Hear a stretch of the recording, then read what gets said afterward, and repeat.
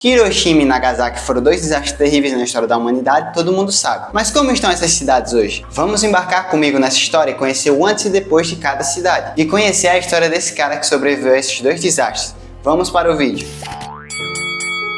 Eu sou Mané e seja bem-vindo a Hiroshima, 6 de agosto de 1945, às 8 da manhã. O avião americano já corta os céus carregando a ogiva nuclear. Hiroshima era uma cidade industrial e ficava próximo ao rio onde os navios atracavam. O avião de nome Enola Gay lançou a ogiva de uma altura de 9.470 metros, no coração da cidade, e deu a volta para se afastar da ogiva. 43 segundos depois, mesmo antes de encostar no chão, a ogiva estourou. Mais precisamente a 580 metros do chão, às 8h15 da manhã, no horário em que as pessoas vão trabalhar. Em segundos houve um clarão de luz brilhante, seguido por um calor devastador de 4.000 graus centígrados. E essa tempestade de fogo viajou, destruindo tudo e todos pela frente, 440 metros por segundo. Cerca de 80.000 pessoas perderam as suas vidas em questão de segundos. As casas se transformaram em areia, enquanto se formava um cogumelo de mais de 18 quilômetros. A vida foi completamente varrida dali quando a radiação passava pelas casas que sobraram. E como se não fosse suficiente, surgiram no céu nuvens carregadas de chuva. E as pessoas sem abrigo e com sede acabaram bebendo a água dessa chuva. E infelizmente era uma chuva ácida. E as pessoas foram perdendo as suas vidas aos poucos. Morreram 2 vezes mais pessoas por conta dessa chuva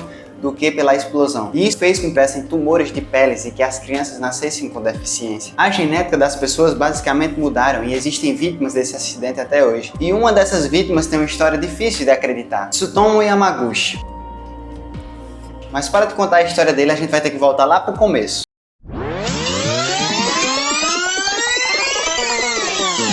Em 1945, em Hiroshima, Yamaguchi trabalhava para Mitsubishi, estava em Hiroshima a negócios. Ele já estava voltando para casa, mas quando chegou na estação ferroviária, que era bem perto da zona de detonação da bomba, ele percebeu que havia esquecido seu bilhete e voltou para pegar. Mas quando estava voltando para o seu escritório, que fica um pouco distante dali, ele viu a primeira ogiva nuclear descendo do céu. O clarão eminente acabou cobrindo a sua visão, em seguida do impacto que estourou seus tímpanos, que acabou causando queimaduras graves do seu lado esquerdo do corpo. Mas felizmente Yamaguchi sobreviveu e passou a noite em um bunker. Mas no dia seguinte ele rastejou até a estação ferroviária e voltou para sua cidade em busca de tratamento médico. Suas queimaduras eram bem graves, mas no dia 9 de agosto ele já ligou para o seu chefe pedindo para trabalhar, apenas 3 dias depois. Esse cara com certeza é um funcionário do mês. Para ele estava tudo bem, mas quando estava no seu trabalho, ele viu a segunda ogiva nuclear já lançada. A cidade dele, em qual voltou para buscar atendimento médico, era Nagasaki. Mais uma vez ele sobreviveu, pois assim como Hiroshima, ele estava a 3 km de distância do ponto central. Mas dessa vez ele não teve nenhum ferimento. Diferente de 90.000 pessoas que acabaram perdendo as suas vidas. A cidade em qual veio buscar tratamento médico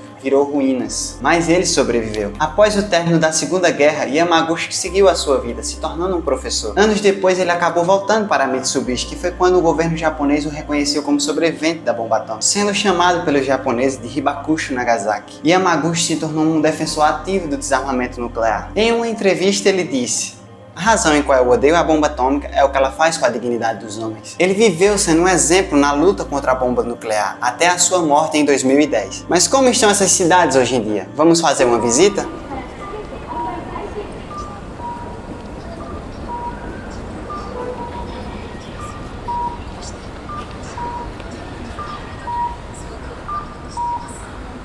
Esse é o Domo Genbaku. Ele ficava só a apenas 150 metros da explosão. Esse foi um dos únicos lugares que ficou de pé. Ele foi construído em uma sólida base de concreto para sobreviver a terremotos. Apesar de ser uma forte estrutura que ficou de pé até hoje, as pessoas que estavam lá dentro viraram cinzas em segundos após a explosão. Hoje essa cúpula faz parte do Parque Memorial da Paz, que fica em Hiroshima. No Museu da Paz conseguimos ver histórias expostas com a nossa tecnologia atual, tendo roupas e histórias pessoais das vítimas que te faz se sentir lá naquele dia. A chama que está localizada no centro está queimando desde 1964 e vai continuar queimando até que a última ogiva nuclear seja desativada e que toda a ameaça nuclear seja removida do mundo. Andando um pouco mais pela cidade, conseguimos ver uma escola. É a escola que eu contei a história nesse As Garças de Hiroshima. Eu sou Mané e eu vou te contar essa história. Sadako Sasaki era apenas uma criança de 2 anos quando a ogiva nuclear atingiu Hiroshima. Não se esquece de quando eu terminar aqui conferir esses shorts, a história é bem emocionante. A lição que eu levo de Hiroshima é que eu consigo ver o potencial que nós temos, tanto para a destruição quanto para a construção, depende apenas das nossas intenções. E eu espero que essa chama apague logo e nos livremos dessas ameaças nucleares. E que usemos nosso lado que cria, não que destrói. Mas como está Nagasaki hoje? Eu não achei histórias culturais depois do desastre em Nagasaki, mas com essas imagens